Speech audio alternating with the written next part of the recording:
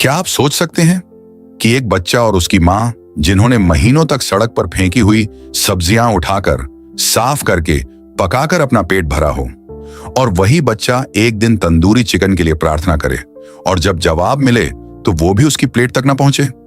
ये सिर्फ गरीबी की कहानी नहीं है, ये उस विश्वास की कहानी है जो टूटता नहीं, उस मां की कहानी है जो खाली घर में भी सबसे अच्छा दे देती है, और उस परमेश्वर की कहानी है जो देर से आता है लेकिन खाली हाथ नहीं आता।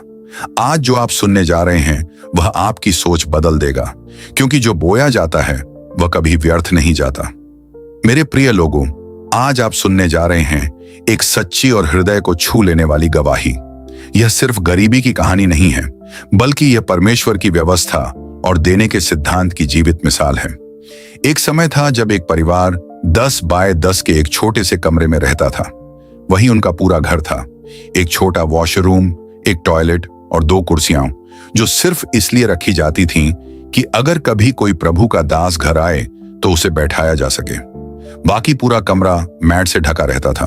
उनके पिता प्रचार करते थे, लेकिन कई बार चर्च में केवल वही 3 लोग होते थे, एक बच्चा, उसकी मां और उसका छोटा भाई।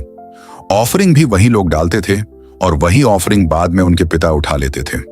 कई कई महीने ऐसे बीते जब चर्च में कोई नहीं आया, और कई दिन ऐसे गुजरे जब घर में खाने को भी कुछ नहीं था। एक दिन उनकी मां ने कहा कि वे मंडे मार्केट चलेंगे। मंडे मार्केट रात 11 बजे तक चलता था। उस बच्चे ने 5 किलो का एक बड़ा बैग तैयार कर लिया।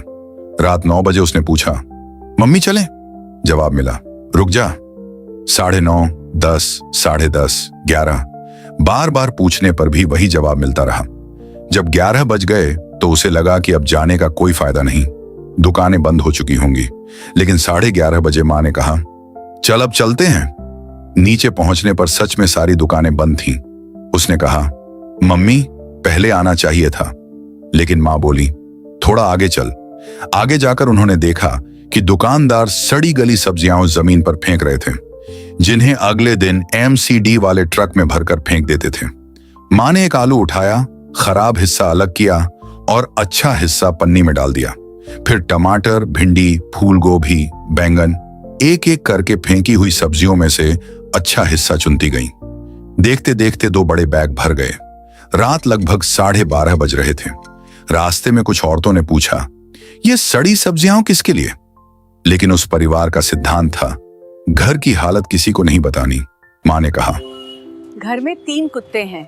और उस पल वह बच्चा समझ गया कि वे 3 कुत्ते कौन थे, पिता, छोटा भाई और वह स्वयं।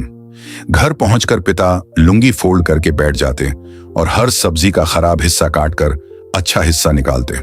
जो भी मसाले उपलब्ध होते उसी से कुकर में खाना बन जाता। कभी लाल मिर्च होती तो धन्यवाद, कभी इमली होती तो धन्यवाद। चावल भी पूरे नहीं होते थे, उसमें पानी मिलाकर कुछ बना लेते, और उस रात वे बड़े आनंद से खाते जैसे कोई दावत हो। 2 दिन में सब खत्म हो जाता और फिर अगले मंडे मार्केट का इंतजार शुरू हो जाता। धीरे धीरे वह बच्चा इतना प्रो हो गया कि दूर से पहचान लेता कौन सा टमाटर ठीक है और कौन सा नहीं।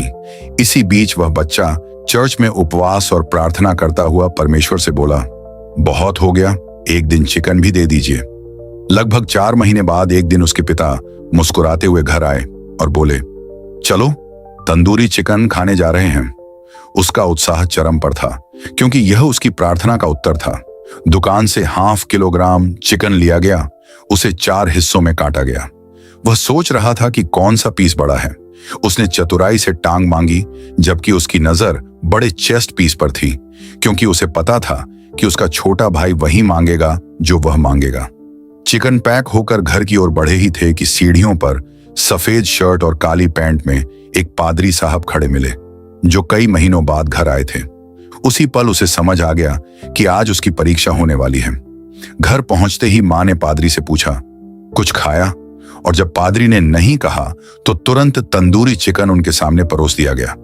उस बच्चे ने मां से धीरे से कहा, 4 पीस हैं, 2 ही देना है।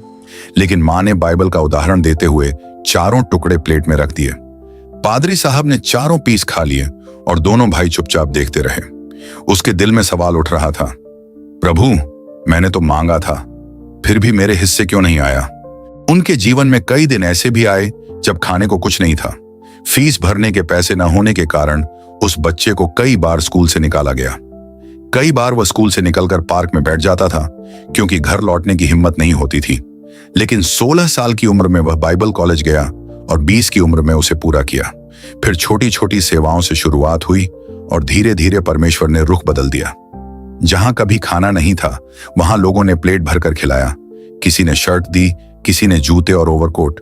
नौकरी में प्रमोशन मिलने लगे, बड़े अधिकारियों के साथ बैठने का अवसर मिला और कई देशों में सेवा करने का मौका मिला।